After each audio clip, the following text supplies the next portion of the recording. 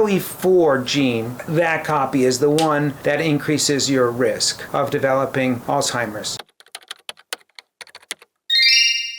Hi, it's Dr. Alan Lifton from Brainsplained. I was asked to explain how APOE genotype works. This is super simple. APOE is a risk factor. A risk factor is something we've identified that changes how likely an event is. It isn't causal. This is not a gene that gives you Alzheimer's. I am genetically predisposed to developing sunburn. So I go out on the beach, 3 minutes later, sunburn, bright red. It's my genetics, okay? Other people have different genetics and they can go out on the beach and they can stay there for 8 hours, no sunburn. Now, the genes didn't cause the sunburn, obviously. The sun causes the sunburn, but some people are more vulnerable than others. And we know the gene that has the biggest effect on your Alzheimer's vulnerability, on your predisposition to get a sunburn, but it's Alzheimer's, and it's APOE. And APOE comes in 4 flavors, and they're conveniently named 1, 2, 3, and 4. Okay, so there are 4 different copies of APOE. You can get a 1, you can get a 2, you can get a 3, and you can get a 4. But wait, there's more.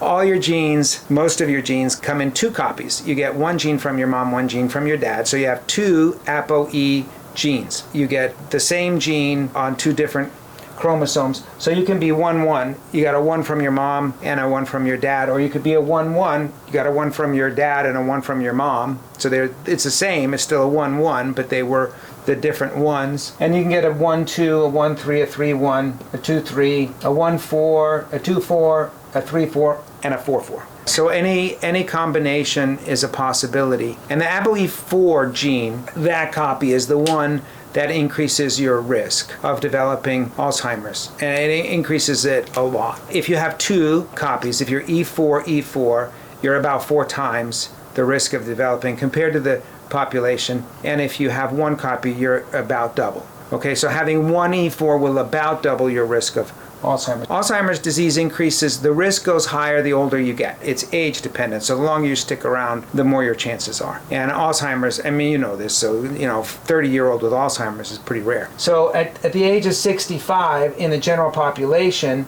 if you have no APOE genes, your risk of Alzheimer's is around 10 to 15, but if you have 1 copy, it's about 25 to 30%, and if you have 2 copies, it's about 50 to 60%. So your risk will be way higher depending on the number of APOE4s that you have. If you get an APOE gene, if you have thinking trouble and you have APOE, it doesn't tell us whether you do or don't have Alzheimer's. It just told us your risk. Even if you're E4 and you're getting, cognitive problems and you have dementia and you're 72 years old, you come in, you have problems with your thinking, it's getting progressively worse, you're afraid you have Alzheimer's, and you have E4, you have a high risk of getting Alzheimer's, but the E4 gene doesn't mean that that is what you have.